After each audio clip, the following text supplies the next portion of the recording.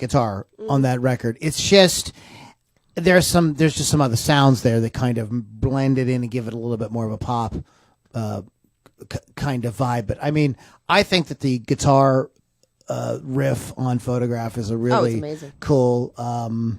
There's some great solos. You know, not great solos like in the Van Halen tradition of great solos. You know, like fast, technical, shreddery kind of, just but good rock and roll playing. Mm-hmm. That kind of harkens back to maybe a few years earlier in the 70s, the way that somebody like maybe Peter Frampton or, you know, Mark Bolan might approach guitar work. You know, a little bit more straightforward, a little bit more on the melodic side. The guitar solo was part of the hook of the song, and I think that definitely comes through on that record. Are you going to mention TD? Mm-mm. You're not going to mention TD? Why? I'm going to mention TD then. Because this is not only a Def Leppard album, it's not only a Mutt Lange album, but it's also a Thomas Dolby album. Not a Thomas Dolby album, but Thomas Dolby plays keyboards. On it, yes, keyboards. And Thomas Dolby, Blinded by Science. He went by a different name on the album, though. Yes, what did he call? He had a goofy name. Damn it if I can remember now. But he's also responsible for Dolby Digital. I don't know if you knew that. That guy's a genius. Yes. What are we doing wrong? I know, right? He came up with like the original ringtones for phones.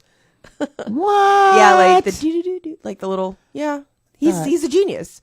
Not only did he do ridiculous sort of songs in the 80s and did some keyboard for Def Leppard, he's also, you know, technically awesome. He's technically awesome and awesomely technical. Apparently he is some sort of a genius, though. So, okay.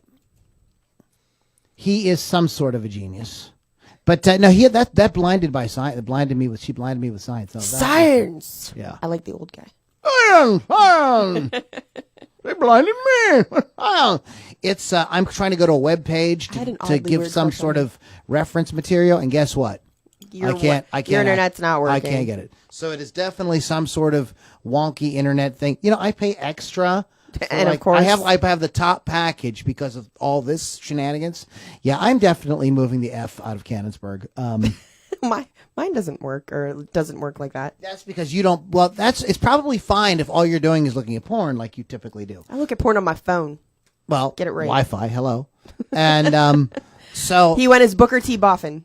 Booker T. Boffin. That sounds like a porn name. Yes, but if you're trying to do anything like sort of professional, the Cannonsburg Comcast system is a POS. So. What else you got there, Lil? What do you want to get into some songs? Or you have some more factoids you want to talk about? I have stuff about the songs that have fun little trivia things on it. So I have it like. Now, first of all, how many tracks are on this album? I think there was 12. 1, 2. Oh, we have to count. 10. 10 tracks. Yeah. There's 10 tracks. Please form your answer in the form of a question. Thank you. Bite me in the form of a question. What album has 10 tracks? Pyromania by Def Leppard. Bite me. In the form of a question. Yes. We're going to go from front to back. I'll take classic rock albums, Alex, for $400. Thank you. Yeah, the way to wipe yourself front to back. Yeah, don't ever do back to front. You can just get some infections. That's all.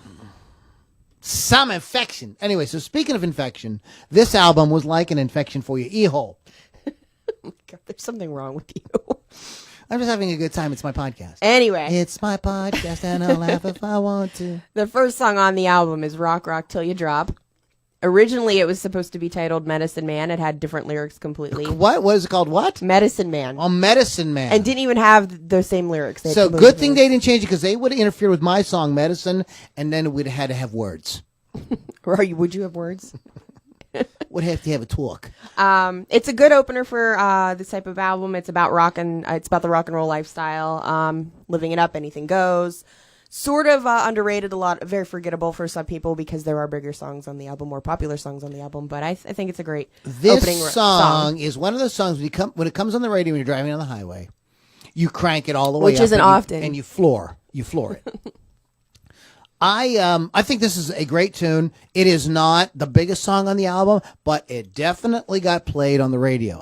had definitely heard it on the radio. This was what would happen, guys. There was something that you young whippersnappers aren't familiar with called album rock. Yes. And yes, the band would put out singles, but album rock stations, like the big rock station here in Pittsburgh that my hero Scott Paulson was on, would play album cuts. So you wouldn't just hear the singles, they would play album cuts. And if people responded to those album cuts, they would kind of watch that. They would start to work them in. Maybe not on the, every hour on the hour kind of playlist, but they would be worked in maybe once a day, something like that, a few times a week, because I knew that there was a certain segment of the audience that responded to that song. And I believe Rock Till You Drop, was one of those songs. It wasn't a big hit, but you did hear it occasionally. So you knew it. Yeah, so you knew it. It's a great tune. If you don't know it, you need to go back. If you don't know this record, you should probably go buy it. Yeah. Buy the actual album. This is again. Maybe I'll get this on vinyl. This is a good one. I have it on vinyl. I'm gonna get this on vinyl. I have 2 turntables and a microphone, so I think I'll get it on vinyl. So what do you got? So what's next? Just kidding. Next song is "Photograph," which is the lead single from the album. It's described as something you can't get your hands on. That's the meaning of the song. On its release, it went to #1 and stayed there for 6 weeks. In 2008, they performed the song on CMT Crossroads with Taylor Swift. Not a fan, but a lot of people liked it, so I'll be quiet about it. But 2013, it was featured on Grand Theft Auto 5, the video game. The song actually has 2 music videos.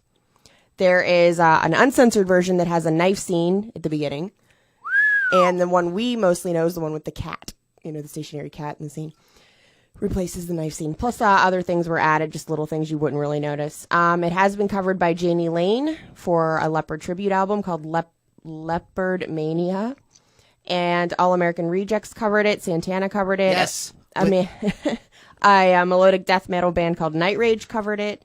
And it has been performed at every live Def Leppard performance, traditionally as the last song. On the Santana cover, Daughtry does the vocals. Yes, I knew that. It sounds pretty good. I like it. It's interesting because there's some congas, and there are some. He does that. He plays a kind of little bit more of that because he's Santana, but very Santana-ish type guitar. So it has a smidge. I don't want to tell you that it sounds like Oye Como Va or anything like that. Wow. But it has it's got that flavor. It's been flavored. It's like somebody dipped that song in salsa. That's what I'm trying to say. It was dipped in salsa, and it's got a good vibe. And I think Chris Daughtry nails it. To be fair to Joe Elliott, though, they dropped the key down. It's down a whole step. They dropped the key a little bit. So it's different. Joe Elliott, he ain't no joke. I'm a singer. And he is up there in terms of. I like watching him. In terms of range, some of their stuff is very difficult to cover. So you often see the girl singer in the lounge act singing the Def Leppard songs. Like What's Her Face would have over the weekend. Shelley sang "Pour Some Sugar on Me" when we did it in the Shelley Duff Band. So what do you got next? Next on the list of tracks is "Stage Fright." One of the harder rock songs on the album. Again, a little underrated. It's got a ton of energy. Song is basically about picking up groupies, which was just an everyday occurrence. You can't say that on a podcast. I can say whatever I want, except for swearing. But which was an everyday occurrence for the bands, especially in those days. Unfortunately, I couldn't find anything more trivial on this song, but if you listen to it, it is definitely one of the harder songs on the album. Less sugar, more guitar. Less sugar, more guitar. So yes, Stage Fright. It's a good song. Interesting. There's a track that is on the cassette version only, and I'm going to see if you mention it. I probably won't. So because I don't have the cassette. Okay. I have the vinyl. Let's maybe the internet will come back on, maybe it won't. Let's listen to another song. This is "We Rule the Night" by Firewolf. Firewolf is promising me they're going to do another record here in the next year, so let's hope they do it. I kind of got Lily turned on to these guys. If you dig the sort of Ronnie James Dio-esque kind of metal, you're going to dig Firewolf. We Rule the Night. Firewolf and the Ludini Rock and Roll Circus.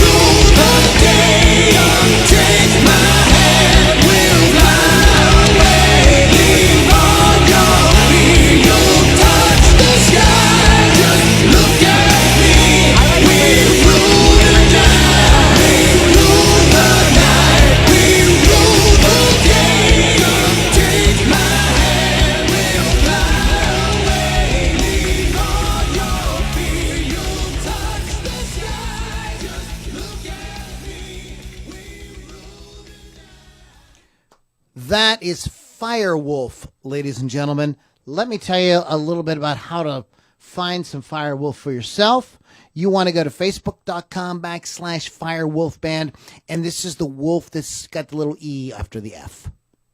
Okay, it's good. They're like, they're like Grande Royale. Look at the fancy with the little E at the end. So fancy. Anywho's, it's Firewolf. Open the show with Grand Royale. We are going to be playing Magnum a little bit later. So we are talking about one of my favorite records of all time. And by the way, this is going to be a monthly feature. We were going to do this the second week in January, but Neil Peart died.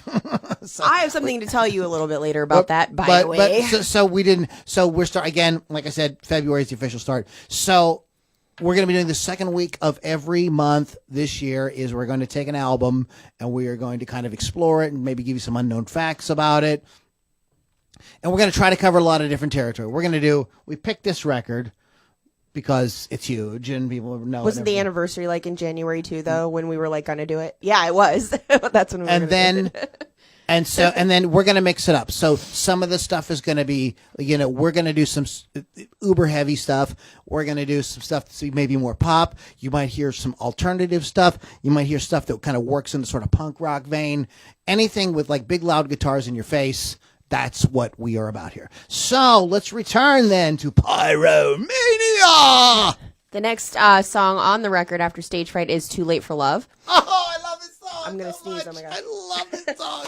Power ballad added to the mix that reached number 9 on the charts. The music video was filmed after supposedly hanging out with Elton John and Meatloaf over some champagne. The video, however, is highly edited with many sections taken out of the song. Almost a minute of the song is taken out of the actual music video. And that's mostly the guitars. You get back on mic. You're off mic. That's mostly guitars. What I understand, but was it edited for like video because they had nudity or something? No, it was the music that was edited. Oh, it was too long. Yeah. Which was very sad because that had some great guitars. That is some great work. Well, you can listen to the record. Well, yeah. That was one of those songs. Again, it was a little more of an album track at first, and it did pick up some steam. That was a song I thought was so amazing. I love the stuff going on and the imagery of it, and that song just captured my freaking imagination. She puts out the light, and with a cast of thousands waiting, it's just like it just got this amazing visual to it, which I freaking loved, and it's slow enough that you can understand all the words, but it's still really rocks. Still rock. That song rocks. It just does. And but yeah, that was Journey and all those cats were doing power ballads and everything, but this is a power ballad with kahunas, with right? some butt behind it. Yeah, it's some butt. I can't say all the words. So, anyways, Too Late for Love, great track. Go ahead. What do you got next? And the next one is Die Hard the Hunter. Again, an overlooked song due to more catchy songs on the album. It's a song about the Vietnam War and how it affected the people involved. It's got that whole helicopter and alarm sound at the beginning of the song, which makes it pretty cool, which sort of a little bit reminds me of Iron Maiden in a way because they use stuff like that. And also about 3.5 minutes into the song, there is an amazing guitar solo that's not to miss, in my opinion. So Die Hard the Hunter, one that we need to look at if you haven't. Alrighty, and I believe Did I miss it? Does Die Hard the Hunter round out side one? Yes. Okay. So there's one I'm missing? Okay. From the cassette. It's only on the cassette because it's not on there. And I don't even know the name of it. But there is a track that as the side one ends, and I think it's because they knew, first of all, this album took a long time to make. And the record company was calling. Excuse me. We need to make money. We gave you money 7 years ago and just kind of wondering what's happening. And they worked and worked and worked. I'm going to get to this track in a second, explain why this track is important. They worked and worked and worked, and they had a couple of minutes, a few bars of a drum track. So after 6 months, they send this 4 bars of a drum track, and it sounded so amazing. The record company either gave them more money or got off their back Said, no, go ahead.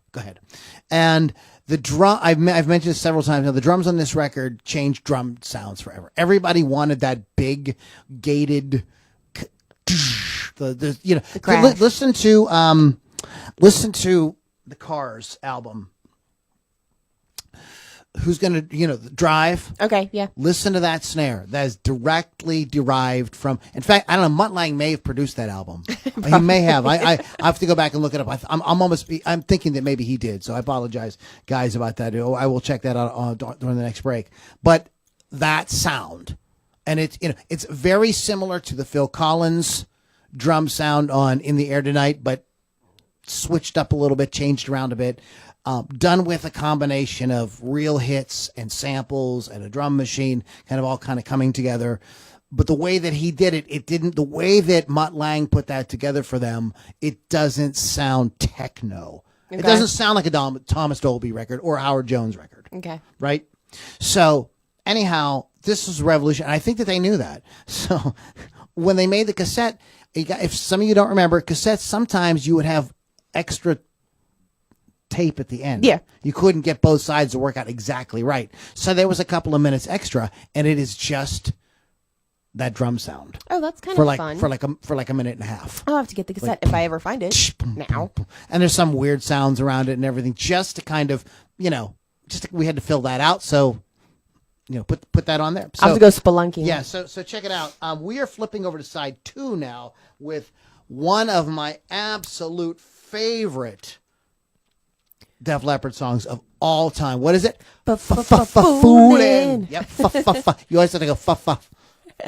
Also, one of my favorite songs on the album. Actually, only reached number 28 on the Billboard. The video features Billy Idol's then girlfriend Perry Lister playing the harp with her eyes closed. But great song. You gotta be fooling. One that everybody sings to because of the foolin' part. But yeah, if you want to say anything else about that. Great. Great work, great guitar work.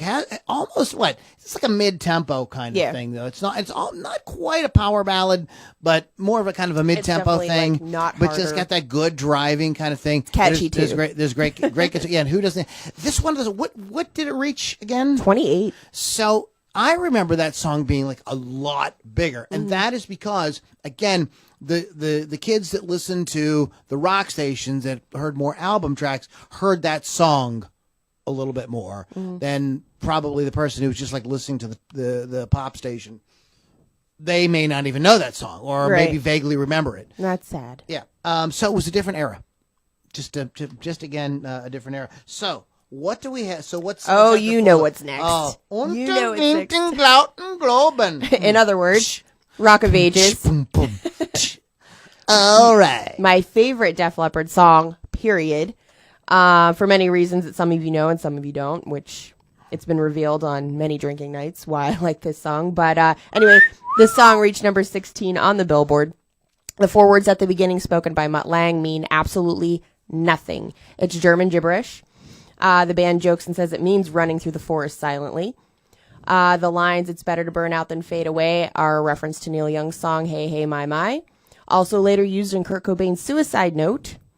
And the band was in a studio when Joe Elliott stumbled upon a children's choir hymn book, and inside said Rock of Ages, which prompted him to write the lyrics. And now I feel dirty as to why I like that song because of that. There's a couple things we need to touch on okay. This.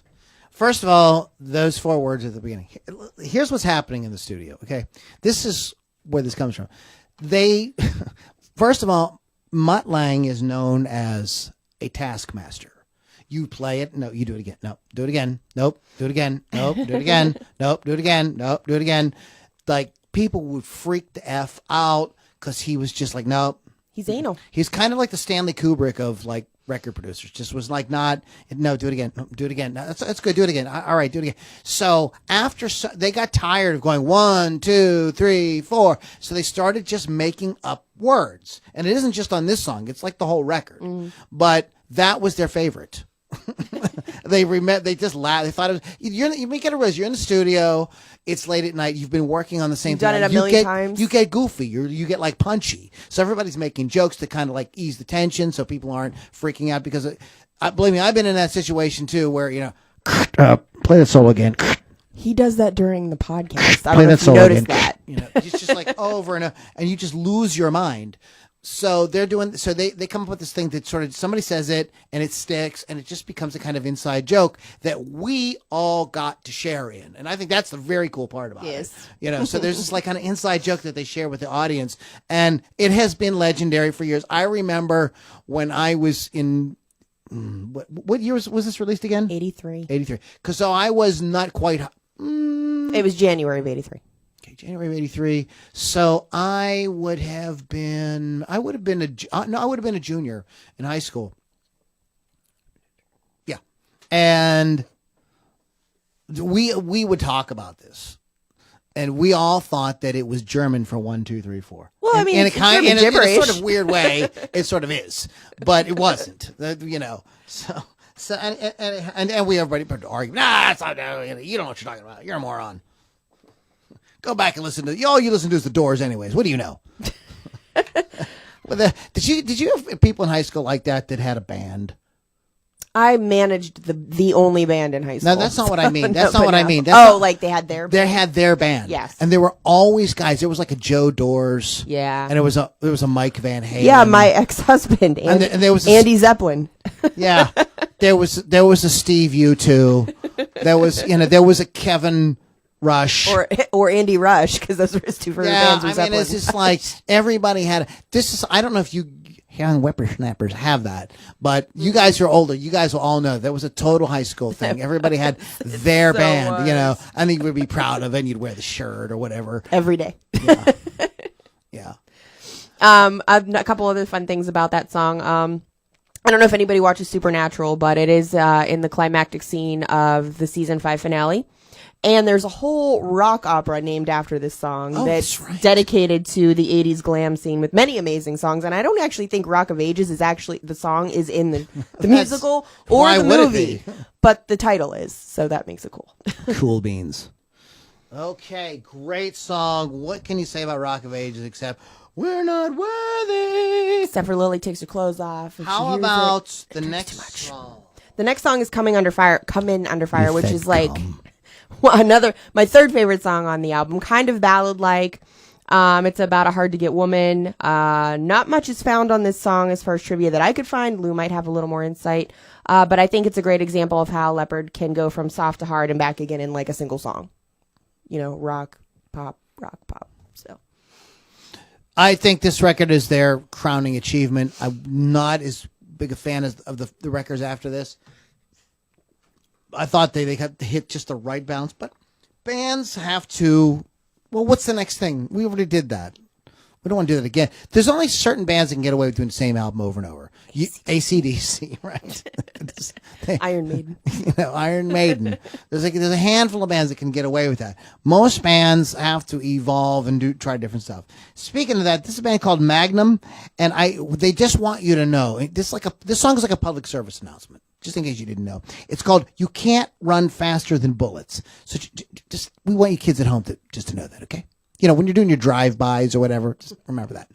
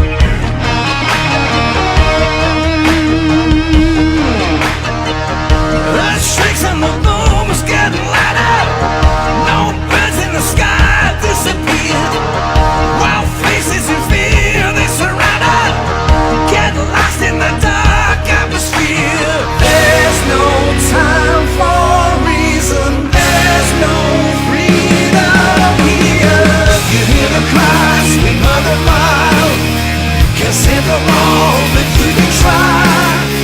Go sleep tonight, they hide the sea. It's not a game, no one can speak. And it's so cold, where's got tonight? Well, there's no food, no appetite. You hear the cry, sweet mother mild. You keep your life for any child.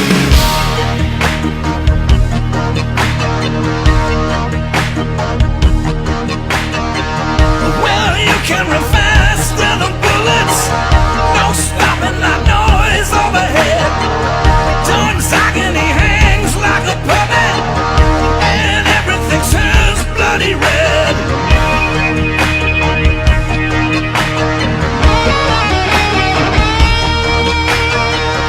The shadows have turned into ashes, while flowers refuse them to grow. No tombstone to say he who passes. There's no goodbye, there's no hello. Full moon lights the darkness. Everyone is laid low. You hear the cry, sweet mother mild. Can't save them all, but you can try. Go sleep tonight, they hide the sea. It's not a game, no one can speak. And it's so cold, where's got tonight? Well, there's no food, no appetite. You hear the cry, sweet mother mild. You keep your life for any child.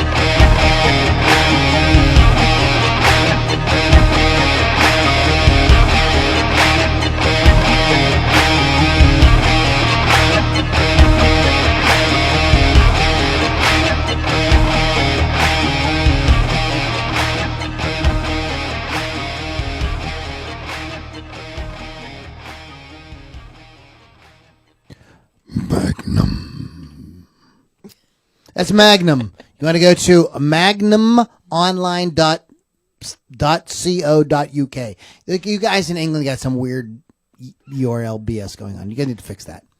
You need to stop your nonsense. magnumonline.co.uk. So, .co.uk. That was a horrible.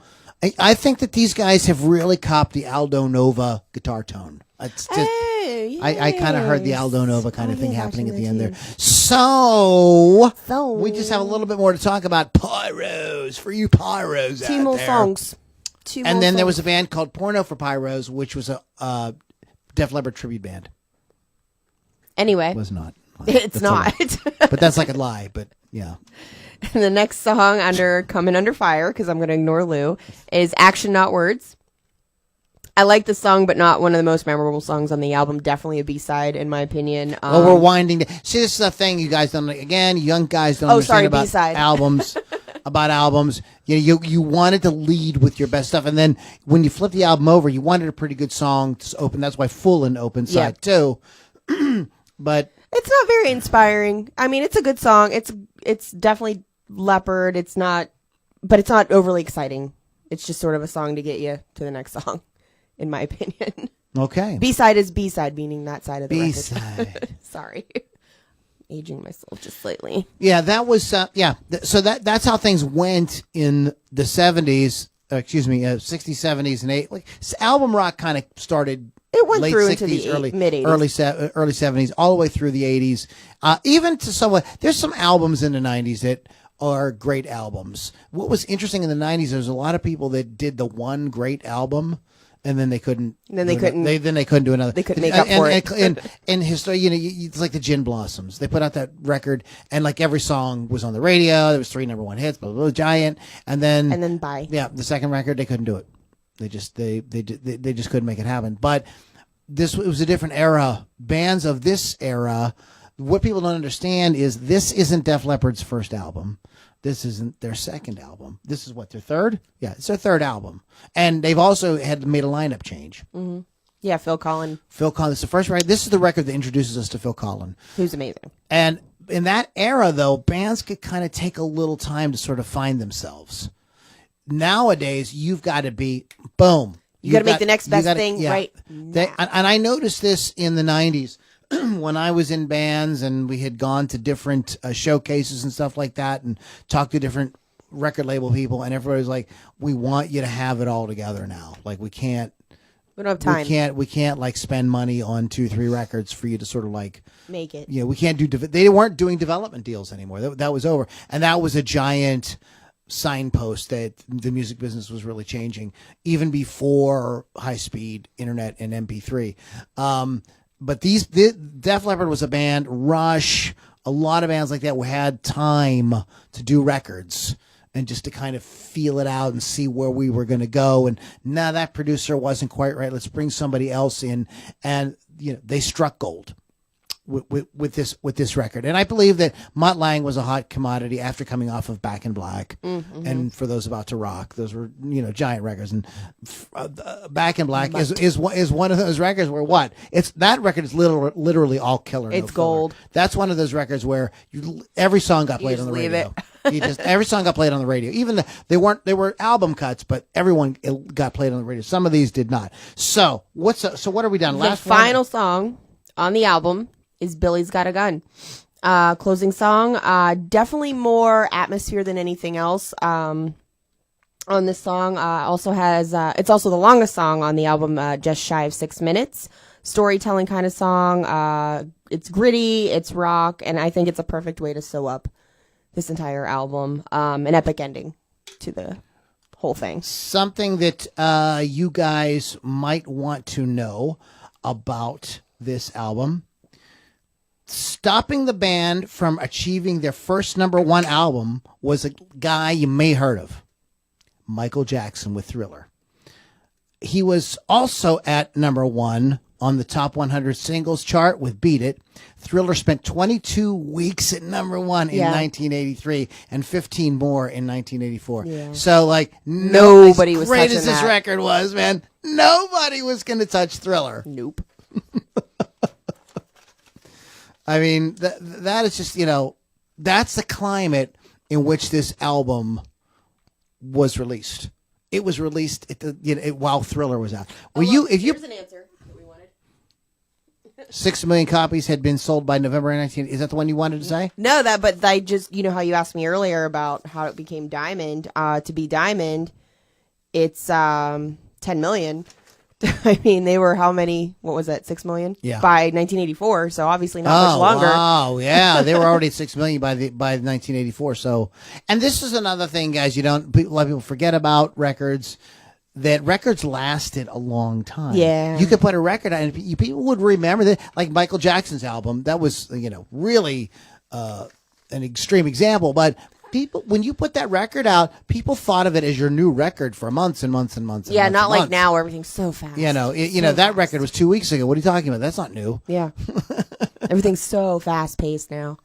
So you had, and so records had that time bands had the time to gather word of mouth for their tour. They had time to get like a little bit of airplay, have some fans hear it, request it, get a little more airplay, and have it build up like that. But today we have this boom. It's either you either hit or miss, and I think the music suffers for that. I agree. Play the songs for a while, let people try them out, and see what happens. But everybody is on that mobile device. And we're so used to instant satisfaction. If something doesn't grab us, I remember there's a lot of songs. Name a song before we get out of here today. Here's what we're going to do. We're going to go over to our private group, and we're going to do this. But here's going to be the question is, name a song, at least one, that when you first heard it, you're kind of but then you went like, after the radio beat it at you for, you're like, you know what? I'm digging it. This is a cool jam. That's actually going to be one of these. So we're going to be talking about that. Go to LouLombardiRocks.com if you want to get into our private group. We continue the conversation over there. You guys been listening to Ludini Rock and Roll Circus. Our website is LudiniRockandRollCircus.com. Check back often. Shout out to Chris Thunderwolf Dotson at Wolf's Customs, wolfscustoms.online. Don't go on stage with a boring-ass guitar. Get Chris to give you custom finish on your guitar. You'll tell him Lou sent you. You're going to like it. Oh, my God. Pappins. What else? So, Lily? Quickly, my show is Hot Licks with Lily 6 p.m. on Thursdays, Rock Rage Radio. Don't forget to sub Alpine Need Your Help. And don't forget to vote for Zosha from Reign of Z. She is in the contest to be Inked Magazine's cover girl for 2020. So go vote for her. Reign of Z is one of the Ludini Rock and Roll Circus's favorite bands. We love those guys. So I'll play some Reign of Z next week. Guys, thank you so much for hanging out. Have a great week. Don't forget this politics season. Just tune it out. Get on Rock Rage Radio. All rock, no politics, including the Ludini Rock and Roll Circus. You guys have a great week. We'll catch you next time.